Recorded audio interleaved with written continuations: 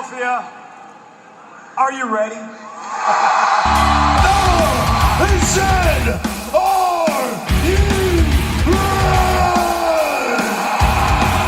This is Brotherly Love Wrestling Podcast, your first stop for everything professional wrestling.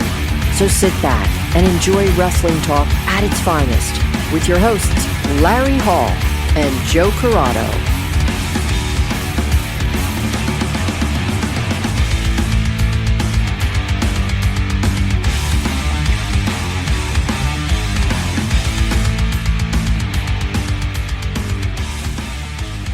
Welcome, everybody, to another episode of Brotherly Love Wrestling Podcast. And on today's show, we have from MLW, Richard Holliday. Richard, welcome to the show. Gentlemen, thank you for having me on this evening. Not only MLW, but I'm pretty sure we've seen you cross paths at uncharted territory as well, correct?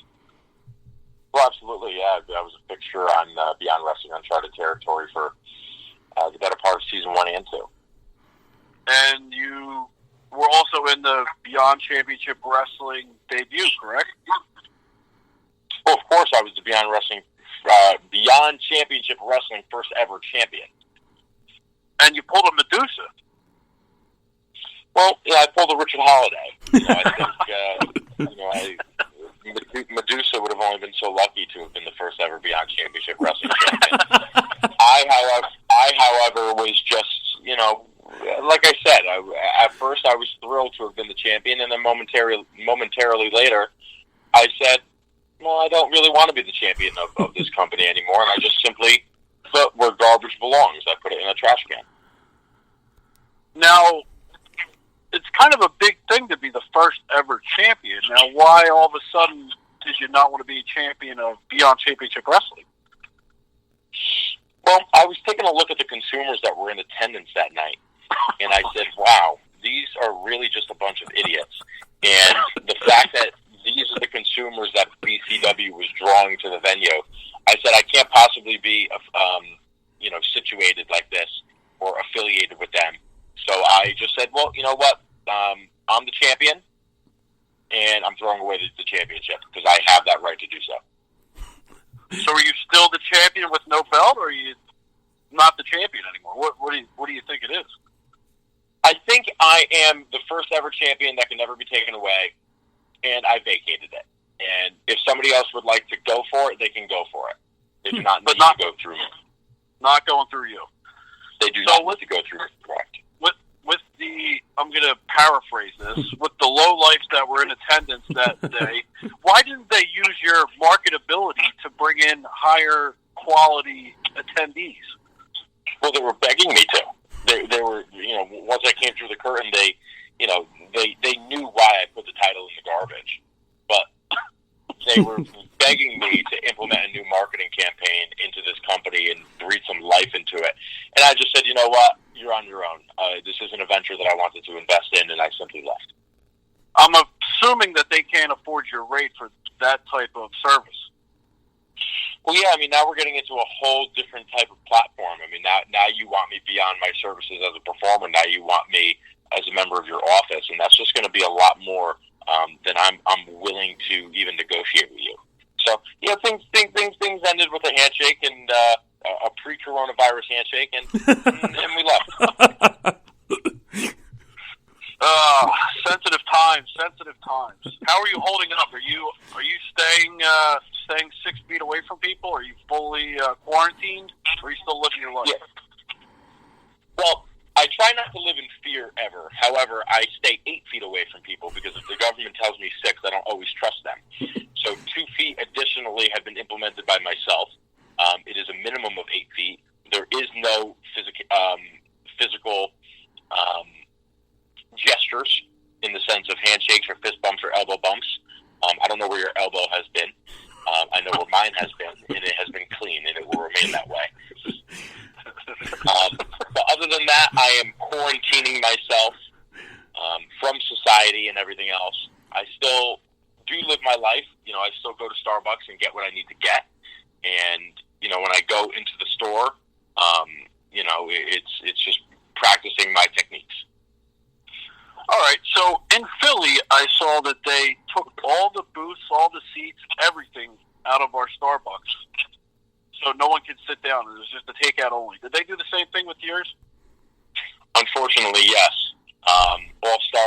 are simply a drive-through only, which is fine for me. It limits the amount of consumers that I can see, and also limits the amount of civilians that I have to come in contact with. So if the only person that I have to deal with is the person who is handing me my handcrafted beverage, well then sure. I am willing to run the risk of developing COVID-19 for that. But other than that, I am good and I am safe. I mean, you've been pretty much preparing for this for a little while now, at least for the part of interacting with people. I mean, you blatantly don't want to associate yourself with people or even talk to them. You always have your AirPods in. Why is that? Well, the AirPods are part of who I am, and they are more than a fashion statement. They are the way that I conduct business. And I think in 2020, accessibility is even more prominent than it ever was. And having that extra accessibility of having my AirPods in case a call comes in case I have to go on a conference call or talk to, my lawyer / my father, who could always get in touch with me. And if I have to do something for the dynasty, the AirPods are, some people might classify them as a quote-unquote douche move. I think that's a little premeditated and a little presumptuous, if you ask me. I think that they are sophisticated in my own right. And if it really upsets you all that much, well, I don't know. There's bigger problems in the world. Now, have they come out with their most marketable brand of AirPods yet? It's currently in R&D. And they will be mass-produced for the public, I'm assuming. Potentially. Maybe they might just be made for me. I think I do enough in terms of marketing for AirPods, and I think I've given enough in terms of that. We'll see. I mean, when the model gets released, we'll see if I want to have them released to the public. But again, they're just still in R&D. I'm assuming they'll be diamond encrusted with an M on each pod. Well, you could assume you can foreshadow what you think that they're going to look like, but ultimately, they're going to be dynastic and they're going to be built for me. Wow. I didn't know we were getting the thesaurus today, too. Dynastic. All right, so not to beat around the bush. We were told not to ask you a question, so we're going to ask you why you didn't want us to ask this question, and that is where you were trained. We're not allowed to ask that question, so now we want to know why we can't ask that question. Well, you see, I had to clarify on Twitter that it is in no way, shape, or form me trying to alleviate speaking about Paul Roma, who trained me, and that is not the case. I will always, always talk about Paul and how influential he was in my career. The question of, where were you trained? What made you get into wrestling? What was the moment that you first decided you wanted to be a wrestler? They're all very monotonous and they're all just very basic. I didn't do any research, so I need to fill 10 minutes worth of time questions. You would assume that people who are listening to the podcast, especially new viewers, are going to listen because they are already a consumer of Richard Holliday. They already know where I was trained. They know all these things because I probably answer them on some other podcasts. Also, if I'm a podcaster, I would like to be innovative. I wouldn't like to emulate. I would innovate. And those questions are emulations of past questions that have already been asked. And it doesn't diversify you in the marketplace. And I think think about how many podcasts there are. I did 4 tonight. So if multiply that by 100,000, there's at least 400,000 wrestling podcasts that exist. I'm assuming. That's just my guess. It's a fair assumption. And if every single one of them wanted Richard Holliday on the air, I would hope that every one of them had some different questions. So it's just a preemptive kind of suggestion to, hey, diversify yourself. Ask me something different. All right, I have a question playing off of those questions. Of course, you were probably a fan, am I right, growing up? Professional wrestling? Yes. Sure. Okay. Now, are you still a fan? Do you still find yourself being a fan today? Like, do you stop, do you watch matches, or do you just, are you still able to lose yourself in it? Or is it more of a business? Well, for me right now, it's certainly the business, and I obviously appreciate professional wrestling, and professional wrestling is certainly an art form, and I do try to keep up with what is going on within the industry. I think that's super important, especially from a marketing standpoint, to make sure that you are not emulating anybody else and you are continuing to innovate. That's kind of my theme with wrestling is don't emulate, innovate, and in order to do so, I think you do need to watch, and of course, if something is entertaining, then I will be drawn in, and I'm not immune to being entertained. So, yes. Of course, I will divulge in when I feel necessary. So, all right. So, go ahead. Go ahead, Larry. All right. So now with everything going on, and not a lot of live wrestling going on because of the restrictions with the virus. What's your opinion on with companies like WWE, AEW, and they're doing these empty arena shows? Because with wrestling, a big part of wrestling is getting the feedback from fans. Going through your career, have you ever even witnessed anything close to what's going on as far as the amount of fans? I mean, everyone starts off little, obviously, but what's your opinion on this with no fans wrestling, and how would you do with no fans wrestling? Well, having these empty arena shows with no consumers in the building, to me, is not worth it. And professional wrestling has prided itself on never having an off season. Now, I might suggest that an off season might be beneficial. Not annually, but I think a 2 to 3 month absence of professional wrestling would actually be beneficial. And I feel that now it's a bit of a double-edged sword, because am I looking at it from a consumer perspective, or am I looking at it from a professional perspective? Because from a professional perspective, sure, the performers within professional wrestling appreciate the empty arena shows because it allows them to continue to pay their bills. Right? Yeah, of course. And of course, I appreciate that, and I wouldn't want anybody to go without.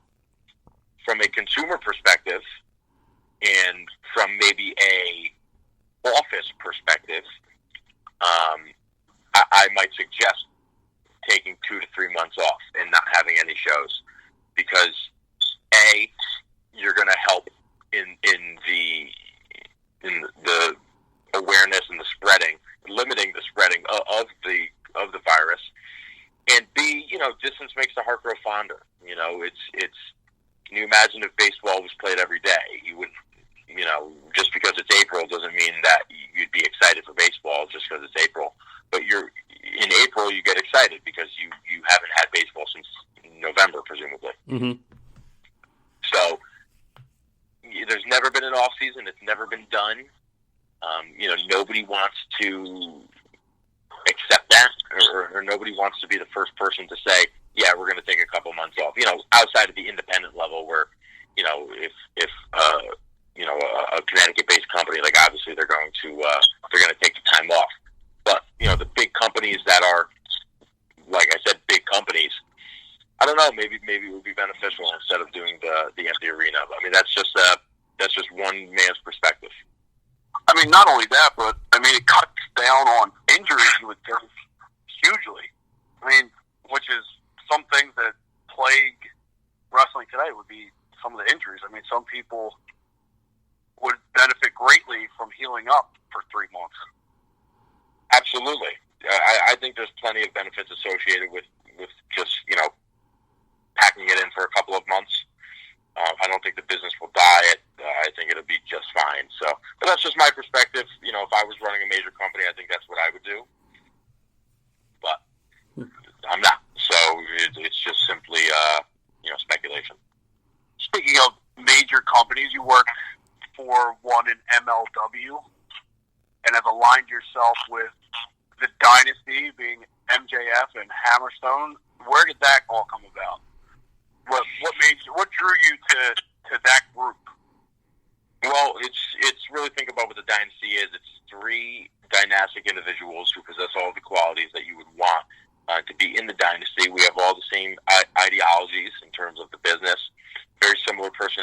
However, we offer a multitude of different personalities in that same type of breath. Me, Maxwell, and Hammer, we are three completely different people, but we're also the same. And I think that allowed us to have incredible chemistry, continuity that is unmatched, and it's just the most entertaining bits on television currently. And I don't think I'm being biased. No, I think that's a fair statement, especially coming from some of the best talkers out there. I mean, MJF, I mean, hands down, probably one of the easiest people to dislike, but says some of the most true things about the industry today. And then you got Hammerstone, whose Twitter game has been on fire, and yourself. So, I mean, what with MJF getting signed to AEW, I mean, he's probably not as around as much as possible. What do you see for the future for the Dynasty? Well, the Dynasty was in recruitment mode, especially with the departure of Maxwell. And, you know, we brought in Gina Medina, who I felt was going to help us tap into the Latino market and really help expand the Dynasty. And I think bigger and better things are ahead. I think we're a brand that's continuing to grow. We're continuing to, you know, access new markets and bring in new demographics to watching the Dynasty. And it's just getting better and better. And consumers are really, really enjoying it just as much as they did with Maxwell in it. And that's a testament to Gina. Now, is that your goal? Is that your guys' collective goal, is to bring new eyes to yourselves or the company in general, or both? Well, more eyes on the company will equal more eyes on the Dynasty, and more eyes on the Dynasty will not necessarily equal more eyes for Major League Wrestling. However, Major League Wrestling would be wise to continue to put us in the prominent roles that they are putting us in, because that's what's going to help grow the company exponentially. So, you know, one hand washes the other for sure, and I think it's a collective goal for all parties involved.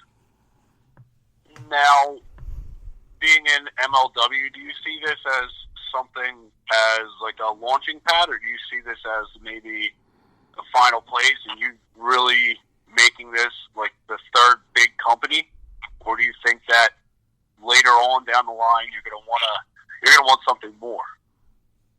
Well, I always tell people I don't have a crystal ball, I just have a calendar. And I know that it's March of 2020, and currently I'm focused on making MLW the biggest brand that I possibly can.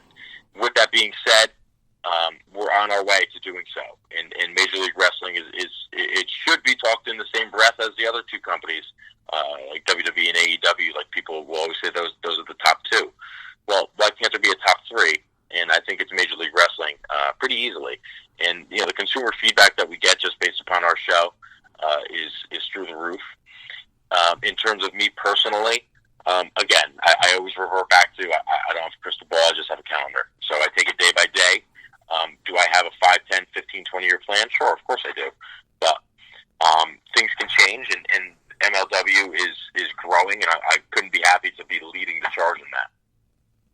Yeah, you're right. I mean, there's no crystal ball. I mean, I don't have one. I wish I did sometimes. But, I mean, there's nothing saying that 5 years from now that you guys could be the top of the third biggest, or MLW could surpass AEW, or could become an equal to AEW or WWE, and you guys could be the tops of that. I mean, with the pool of talent that is circling the industry right now, I mean, there's nothing that says that everyone's going to end up at WWE or AEW. There's got to be a third place for people to go, top talent. Well, for sure. You know, what do we need? We just need a billionaire to come along and buy us. Then maybe we'll be number 3 immediately. But you know what? I think we're going to do it through hard work, and I think we're going to do it with just a continuous product that continues to please consumers. All right, I have a random question. I mean, I know there's no crystal ball, like you said, but after this quarantine and this craziness is all said and done, what do you see as some of the changes that will happen as a whole in the industry? Well, things get better. Will outlooks be different? Will fan appreciation be better? I think consumer appreciation. So you almost put words into my mouth there. Consumer appreciation, I think, will be high, and I think that consumers are going to support.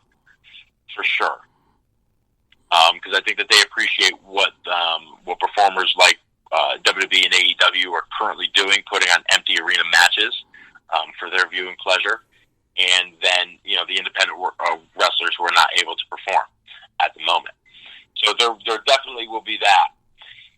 I do struggle to completely understand if it's going to go back to normal in the sense that can large capacity crowds be together? Is there going to be a mandated law limiting that? I'm not sure. When will the virus be when are we going to be completely scathe-free from this?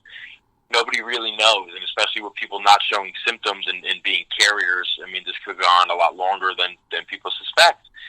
And I think that's part of the reason that they're putting a quarantine in, or highly suggesting it, and putting cities and states on lockdown.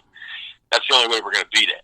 And it sucks because, there's certain things that people want to do, and I'm sure people are having major events like weddings being postponed, or whatever the case may be, huge events being postponed. Freaking March Madness isn't happening. There's not going to be an NBA champion probably. Baseball's going to get pushed back 2 months. It's really wacky times, and it's just everybody has to do their part in making this easier and alleviating the spread. So until that happens, I don't know. Right now it's not looking good, but just like anything else, it should get better. Yeah, I mean, go ahead, Larry. All right. Yeah, that's the one thing that everyone has to hope and just make sure that they be careful in what they do and try and, as much as it sucks to not be able to go out or do anything, is to stay in. That way we can return to normalcy and be able to go to indie events and support independent wrestling and wrestling in general. Yeah, I think independent wrestling will thrive after this. It's like I said, distance makes the heart grow fonder. People are going to come out in droves to support, I think. Yeah, I think you're right. Now, we saw that you posted that you were on 4 wrestling podcasts tonight, but we saw that after our podcast, you had a date to watch a certain movie, Fight Club, that you haven't seen yet.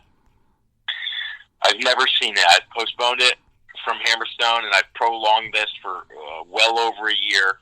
And every time he sees me, have you seen Fight Club yet? And I always tell him no. And somebody tagged me in that stupid movie GIF, and I don't know why I participated, because now Hammerstone got on me and threatened to block me on Twitter, so now I have to watch Fight Club. All right, so with that being said, are there any movies that you think are must-watch that people might not have seen? Is there something you can come back to Hammerstone with, being like, look, if I watch Fight Club, you got to watch fill in the blank?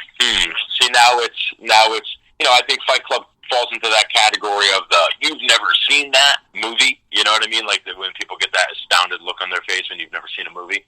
Yeah, I think it falls into that category. So I mean, I don't know. I mean, my personal favorite movie is Wolf of Wall Street. He hates that. So wow, that kind of upsets me. I would, other movies that come to mind would be The Town, The Departed, Prisoners. These are all fantastic movies. You're showing your location right now with those movies that you just named. They're right in your wheelhouse, right? Right. You're in Connecticut, right? I'm in Connecticut, yeah. But those were Boston area movies, correct? I think all 3 of them, yeah, yep. were Boston area movies. Goodfellas, obviously. Yeah. But there's so many different style of movies out there that I enjoy. I like a nice rom-com. I like a nice, just standard comedy, drama, thriller. But I'm going to do this for Hammerstone tonight. I owe it to him as a fellow Dynasty bro.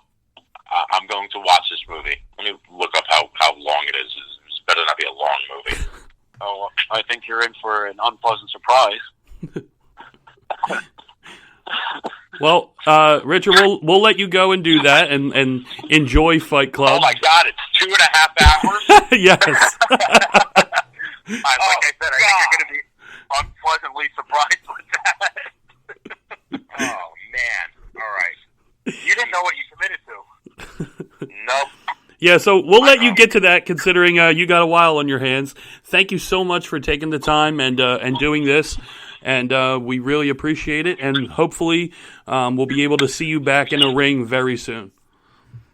You should FaceTime him and make him watch it with you.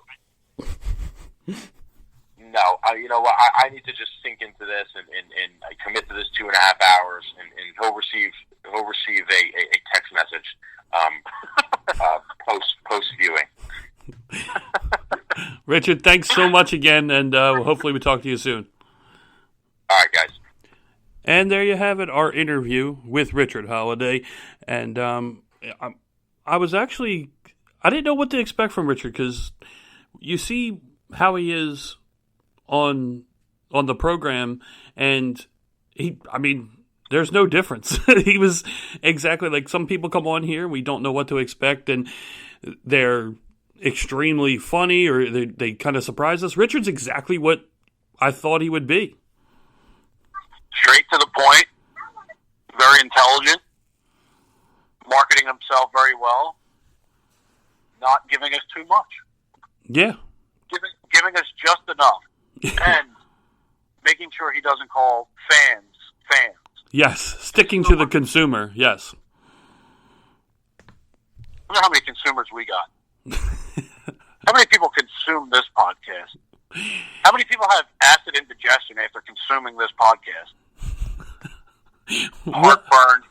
Does this podcast come with Nexium or Prilosec or Tums or something? Because I'm pretty sure I need some right about now. That's one question I don't think I've ever asked myself. How many of our listeners have heartburn after listening to us?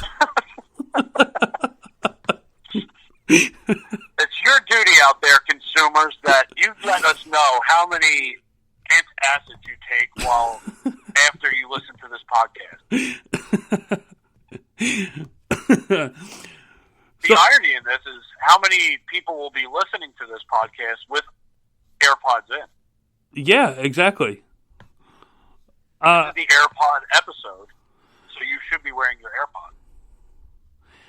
I mean, it would make sense.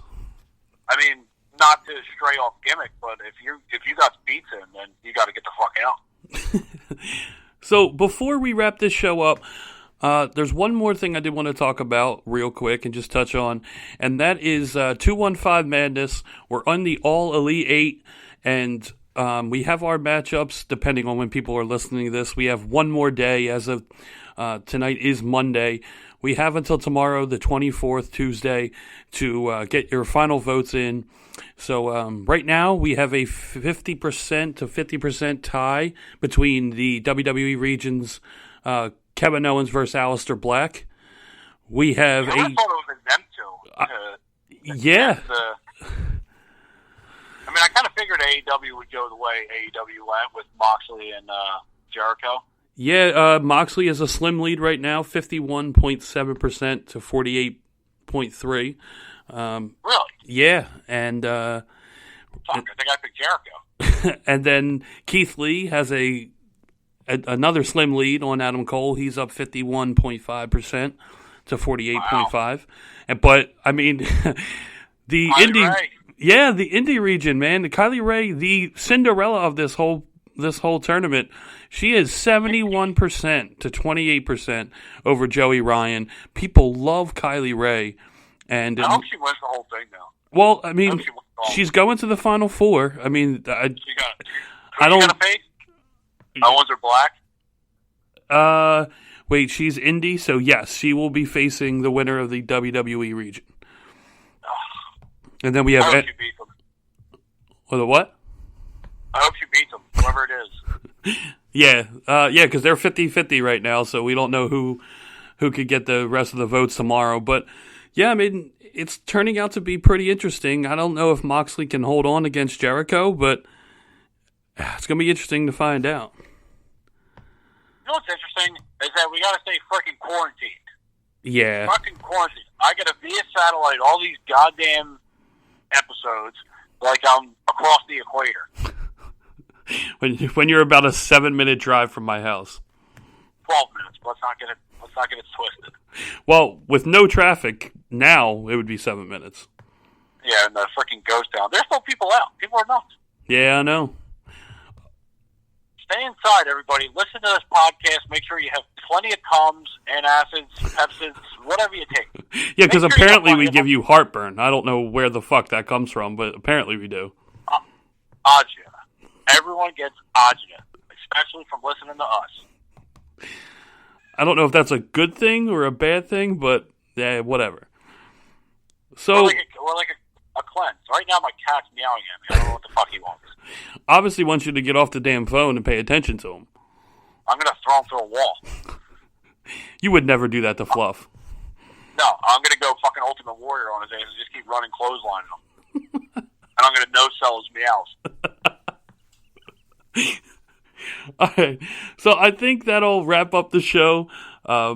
It was great to have Richard Holliday on. We appreciate him taking the time, and we hope you enjoyed our interview with him.